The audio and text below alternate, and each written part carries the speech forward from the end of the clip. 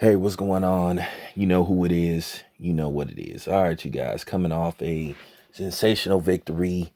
Carissa Shields continuing to make history, doing things that a female boxer hasn't done. We got to look at whether we like it or not. It's a gender thing. Carissa Shield is a woman's boxer. So it's a little different with her versus, men's boxing.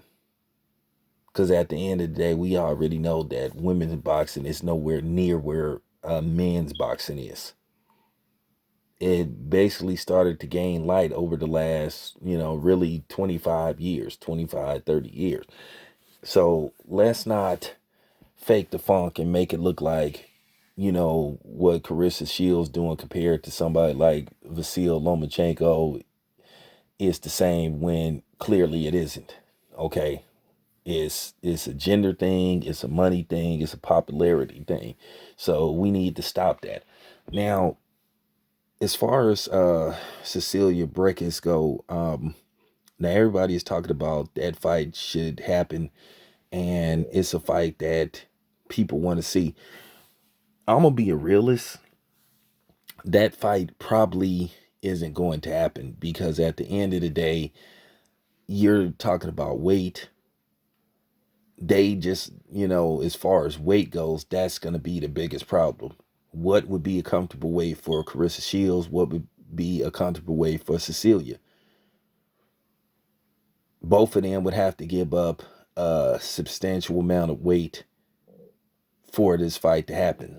And then if it did happen, no matter who wins, is the excuses gonna fly or the finger point gonna fly. Oh well, Cecilia shouldn't have had to uh gain that, put on that much weight, and Carissa Shields, if she does win, oh she had to weight drain her. So it's one of those situations. It's a fight that may not happen. I mean, what would be a comfortable weight? At the very least, you might could do 157, 158. So you talking about Carissa Shield fights at 168 sometimes. So what at best you looking at maybe one. They would have to, more than likely they would have to fight at a catch weight. You know, they would have to fight at a catch weight. So it's the same as asking. It's the same as when that when Andre Ward and Floyd Mayweather got into it, and Andre Ward told Floyd that he'll fight him at I think Andre Ward offered to fight Floyd at 160 or something like that. And we knew Floyd wasn't gonna go up to 160. Floyd is not big enough to fight at 160. You just got to be honest. I don't think he could comfortably compete at 160. I think that would be too much of a stretch for him. You just got to keep it 100. That's like asking, you know what I'm saying? That's like asking Manny Pacquiao to go up to like 168 or something like that, or one. It would have to, weight is a issue with certain fights getting made. Everybody cannot jump up a whole bunch of weight classes and be comfortable. Just like Lomachenko would not survive at 147. He just couldn't. I don't think Lomachenko could survive really at 140. He's just not big enough. We have to be realists. No matter how much we dislike a fighter or like a fighter, it's just that that's why they call them weight classes. Real talk. Could you actually see Bud fighting at light heavyweight? There's monsters up there. And if he went that high, you would think something is not on the up and up. You look at Canelo.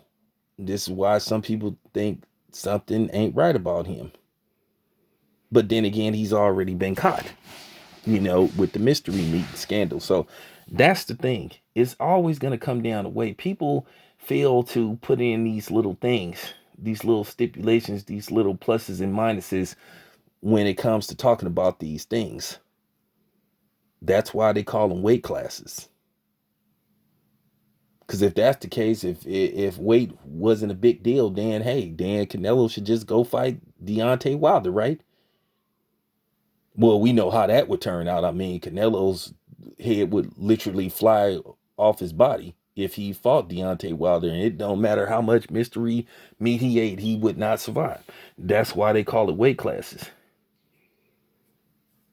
You know, it's a difference between being like maybe 154 and then 147, then possibly you can make something happen. That's why they have, even though a lot of people don't like catch weights, I've never been that big of a fan of catch weights, especially when somebody makes you fight at a catch weight, but then they put the rehydration clause and that stuff. Or so that's the thing. That fight it may not be possible. It may not happen because Braekhus has said herself. It comes down to weight. So I'm just being a realist. That fight may not happen. I'm just keeping it 100.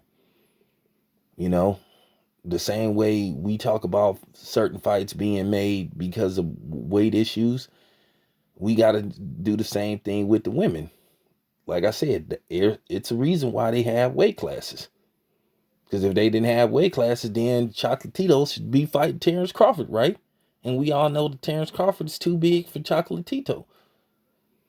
This is why Lomachenko ain't gonna continue to move up weight classes. Because that's why they have weight classes. So Rigondeaux, if that's the case, then he should, if weight isn't a big deal or issue, then Rigondeaux should be fighting. He should be fighting Caleb Plant, right? It's a difference between sparring and an actual fight. You know, so that's my take on the whole thing. It may not happen. And if it does happen, will fans of Cecilia be satisfied? And will fans of Carissa Shields be satisfied? That's the question. Whoever wins this fight. Because whoever wins, whether it's Cecilia, whether it's Carissa, it's going to be some complaining either way. So that's my take on that. This your boy Town Biz. I'm out.